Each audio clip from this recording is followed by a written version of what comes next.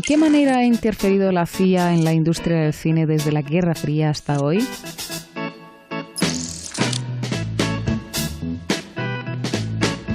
¿Qué películas de Hollywood se han estrenado que portaran el mensaje de la CIA, mostrando a los enemigos de Estados Unidos como perversos extremistas?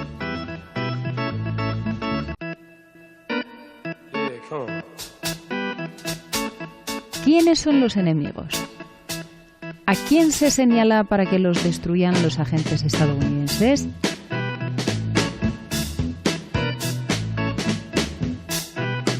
Hollywood posee un largo historial de promoción de la política de Estados Unidos. En 1917, cuando el país norteamericano entró en la Primera Guerra Mundial, el Comité de Información Pública, CPI, del presidente Woodrow Wilson, movilizó a la industria cinematográfica estadounidense para producir películas formativas de historias de ficción que apoyasen la causa. George Creel, presidente del CPI, estaba convencido de que las películas tenían un papel que desempeñar, llevando la buena nueva del amor a Estados Unidos hasta el último rincón del planeta. En la década de 1930, la Oficina Federal de Investigación, FBI, estableció un despacho para promocionar su imagen en programas de radio, películas y espectáculos de televisión. En 1947 siguió sus pasos el Departamento de Defensa. Hoy día, el Ejército, la Armada, la Fuerza Aérea, los Infantes de Marina, la Guardia Costera, el Departamento de Seguridad Nacional y los servicios secretos tienen todos sus oficinas de cine y televisión o asistentes oficiales en nómina dentro de los medios de comunicación. Durante la Segunda Guerra Mundial, la contribución de Hollywood fue el suministro de propaganda. Hollywood's most famous movie stars leave the film capital to help the government sell war bonds. Irene Dunne, Ronald Colman, Hedy Lamarr, Greer Garson, all part of a contingent of some 50 screen celebrities giving their time and talents to aid the national war effort.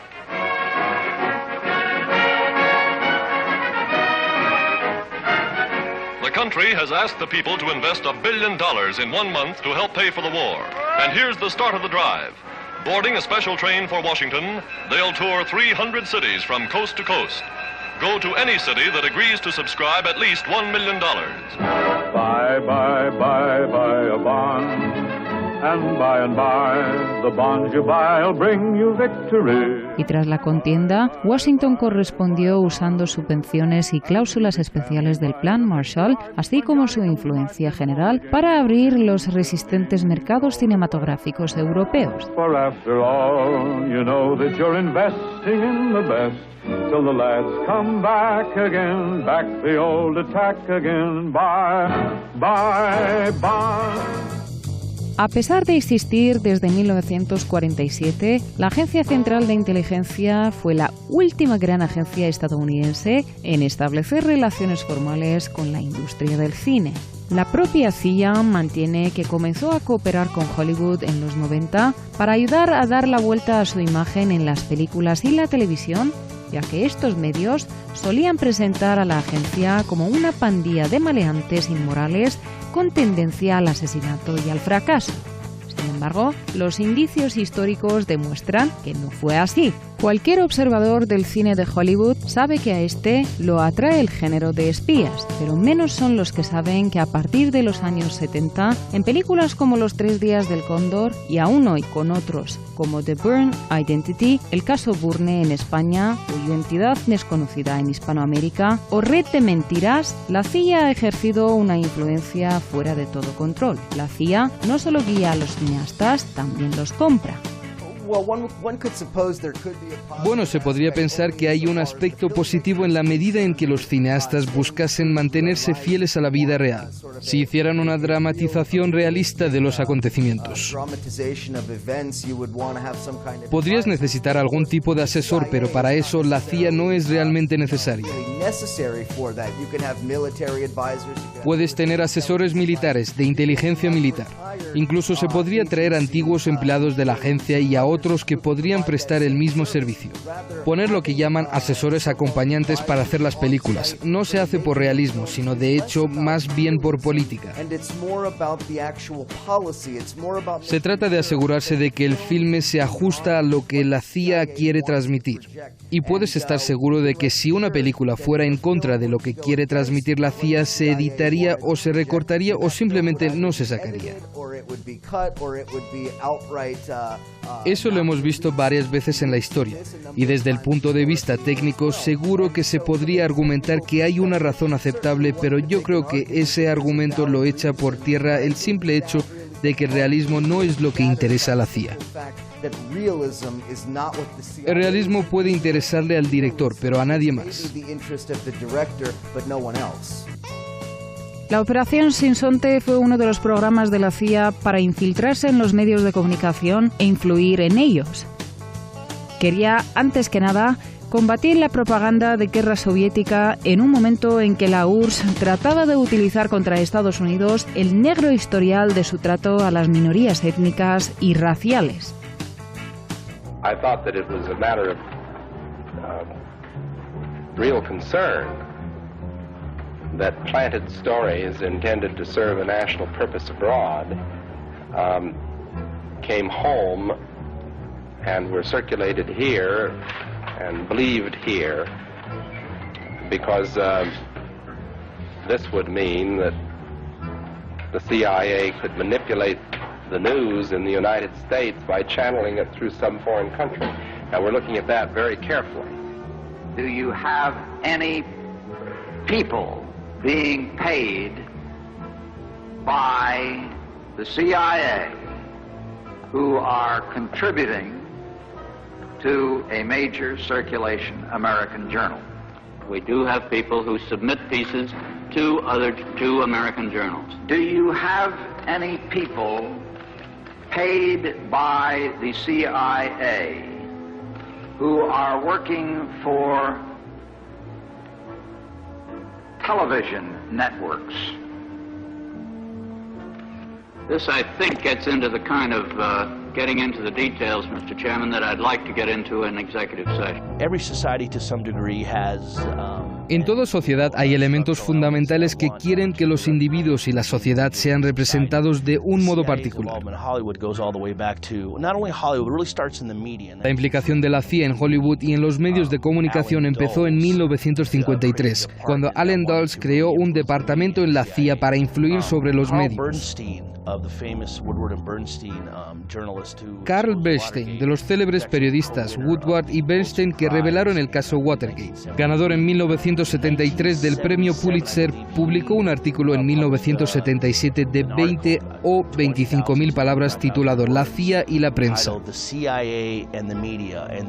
en la revista Rolling Stone, en el que sacó realmente a la luz los trucos de la CIA para influir sobre el conjunto de los medios de comunicación. Y al final esto se extendió a Hollywood por razones evidentes.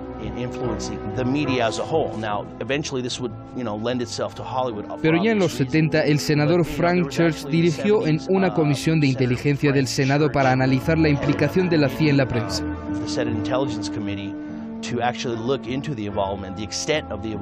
Estuvieron William Colby y George Bush padre, que vinieron para desviar la investigación. Su razonamiento era que aquello divulgaría información extremadamente delicada y no sería bueno para la seguridad nacional, que son cuestiones que seguimos viendo hoy en día. La decisión de la agencia de trabajar con Hollywood abiertamente vino precedida por el informe del Grupo de Trabajo sobre una mayor transparencia de la CIA de 1991. Este lo redactó un grupo de trabajo de transparencia creado poco antes por el director de la CIA, Robert Gates, que debatió en secreto, véase la ironía, si la agencia debería ser menos hermética. El informe reconoce que la CIA tiene ahora relaciones con periodistas de todas las agencias de noticias, periódicos, seminarios informativos y cadenas de televisión del país. Y los autores apuntan cómo eso los ha ayudado a convertir algunas historias sobre fracasos de la inteligencia en relatos sobre éxitos de la inteligencia y ha contribuido a la exactitud de muchas otras. Y sigue con la revelación de que en el pasado la CIA persuadió a periodistas para suspender, cambiar, mantener en espera o incluso desechar historias que hubieran podido afectar de forma negativa a los intereses de la seguridad nacional. Porque ¿qué relación tienen los actores de Hollywood, los directores, productores y otros ejecutivos? Esto empieza con la precursora de la CIA, la Oficina de Servicios Estratégicos, que ya mantenía relaciones incestuosas con Hollywood y los medios masivos de comunicación de Estados Unidos.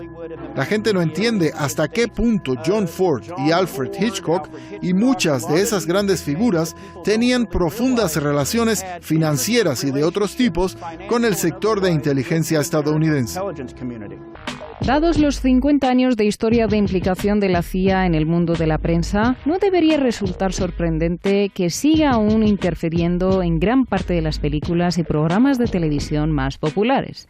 El escritor de novelas policíacas Tom Clancy mantuvo una relación particularmente estrecha con la CIA. En 1984 se le invitó al cuartel general de Langley después de escribir La caza del Octubre Rojo, de la que en 1990 se rodó además una película.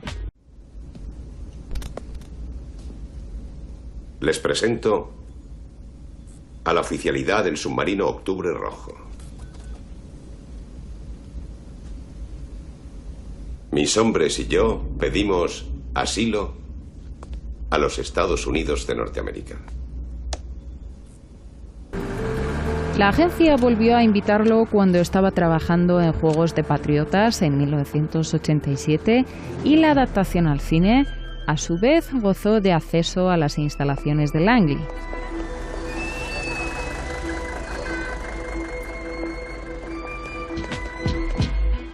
En fecha más reciente, Pánico Nuclear presentaba en 2002 a la CIA rastreando a terroristas que detonan un arma nuclear en territorio estadounidense. Para esta producción, el director de la CIA, George Tenet, ofreció a los cineastas una visita personal por Langley. La estrella de la película, Ben Affleck, hizo consultas a los analistas de la CIA y Chase Brandon hizo las veces de asesor en el plató de rodaje. Puedes decirle a dónde vas y de paso para quién trabajas.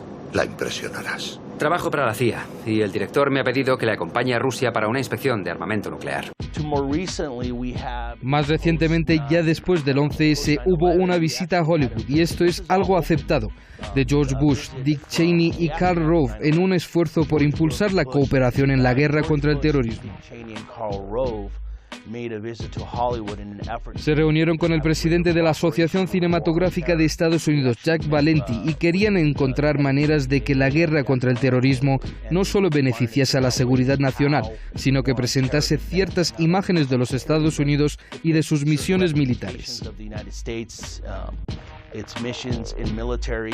La noche más oscura y Argo son solo algunas de las grandes producciones recientes que muestran cómo la industria del cine actual promueve la política exterior de Estados Unidos. And now for the moment we have all been waiting for. And the Oscar goes to Argo. Cuando Michelle Obama galardonó a Ben Affleck con el Oscar por Argo como mejor película, estaba poniendo de manifiesto el grado de cercanía de la industria con Washington. Argo has 7 Academy Award nominations this year. Argo es una película de propaganda que oculta la fea verdad sobre la crisis iraní de los rehenes. Fue diseñada para preparar a la audiencia estadounidense a un posible enfrentamiento futuro con Irán. Ganó los premios a Mejor Película y Mejor Director. Ensalza a la CIA, a la que Ben Affleck dedicó las mayores alabanzas. Uno de los temas de Argo es la narración de historias y su poder, desde el teatro político hasta cómo no podemos comunicarnos con los niños o cómo se inspira a la gente. Y es interesante que tanto Hollywood como los servicios secretos empleen la mayor parte de su tiempo en convencer a las personas de cosas que no son ciertas. Creo que probablemente Hollywood esté lleno de agentes de la CIA, incluso sin saberlo, y no me sorprendería nada descubrir que, bueno, ya sabe, es algo muy común. Tengo una idea. Son parte del equipo de rodaje de una película de ciencia ficción. Yo vuelo a Teherán y salimos de allí como parte del equipo de rodaje. Tienes que ayudarme a fingir que hago una película. ¿Quieres venir a Hollywood y fingir que eres un pez gordo sin dar un palo al agua? Sí. Argo perseguía una miríada de fines políticos. Lo primero es que la CIA había perdido mucha credibilidad. Desde la caída de la Unión Soviética, estaba perdiendo el control y no previó la caída ni de la URSS ni del muro de Berlín. Además, se había descubierto que proporcionaba información falsa sobre armas de destrucción masiva que no existían. Y esas son las gordas. Hay muchísimas más mentiras y engaños en los que estaba implicada la CIA. De ahí que se creara esta película de Argo. Pero hay que entender que hay dos Argo. Está la creación de la película falsa de Hollywood y la CIA en 1979 y después esta segunda Argo, creada para engañar a la audiencia de Estados Unidos, distraerles y convertir a la CIA en los buenos que trabajan con Hollywood para ir y rescatar estadounidenses. De modo que tenía una finalidad muy política y además la película en sí era un arma de destrucción masiva. La noche más oscura es otro remarcable ejemplar de propaganda para la pantalla grande en que los horrendos sucesos del 11S son explotados para presentar la tortura como un mal necesario y efectivo. La película deja al espectador con la errónea impresión de que la tortura ayudó a la CIA a encontrar a Bin Laden en su escondrijo de Pakistán. Ignora tanto la ilegalidad como la inmoralidad de usar torturas como herramienta de interrogatorio. La acción empieza con las palabras basado en relatos de primera mano de hechos reales. Tras mostrar imágenes de los espantosos atentados del 11S, pasa a una descripción gráfica y prolongada de torturas. Y bajo el efecto de la tortura, el supuesto terrorista revela el nombre del enlace que llevará a la CIA finalmente al paradero de Bin Laden para asesinarlo. Quizá sea una historia con gancho, pero es inexacta y engañosa. Pásame la jarra. Vamos, pásame la jarra.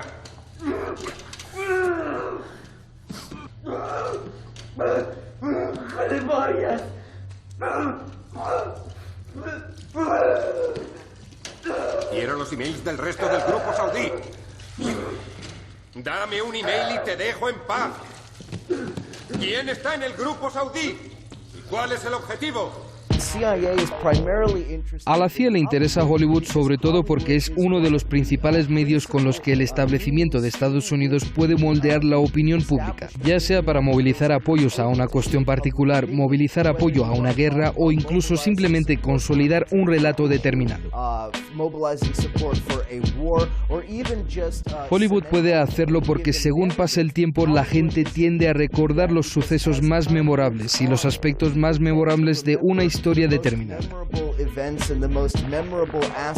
Un buen ejemplo puede ser la reciente La noche más oscura, la película de Hollywood que dramatiza el llamado asalto a la mansión de Bin Laden. Claro que si uno investiga lo que se dice que sucedió a Bin Laden, La noche más oscura no es tanto un relato documentado como un cuento de hadas presentado por la CIA. De modo que Hollywood y la CIA trabajan codo a codo de muchas maneras para consolidar los relatos que necesitan los directores políticos y agentes de inteligencia que operan en distintos lugares del mundo. El asalto de Bin Laden es solo un ejemplo. Sabemos, claro está, que la CIA ha estado profundamente implicada en moldear el relato de las películas que retratan la revolución islámica iraní de 1979. Ha estado profundamente implicada en espectáculos televisivos y películas antisoviéticos y antirrusos. Se han implicado en cierto número de proyectos de Hollywood en que se elabora la línea de la política exterior de Estados Unidos y que arrastran consigo esa línea de política exterior. Y el rol de la CIA es dar forma a ese relato y proyectarlo a Hollywood y a la conciencia pública.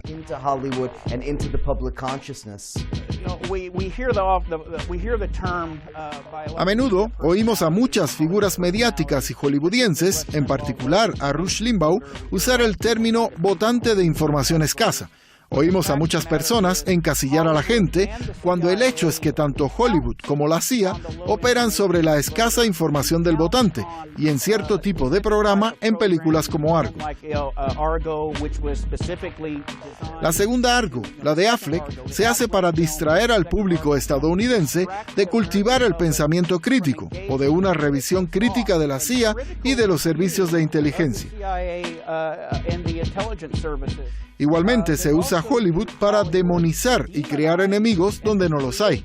Hace poco, Hollywood sacó una nueva serie de televisión llamada The Last Ship, en la que los estadounidenses pueden ver todas las semanas que el malo de la película no es otro que Rusia. No hace tanto, a Rusia se la veía como un gran aliado de Estados Unidos, pero las cosas cambiaron cuando empezó a defender sus intereses geopolíticos y étnicos. De modo que no hace falta un ingeniero balístico para darse cuenta de que, probablemente, la CIA esté financiando esa serie de alguna manera, puesto que a la serie le falta todo tipo de valor de entretenimiento o enriquecedor.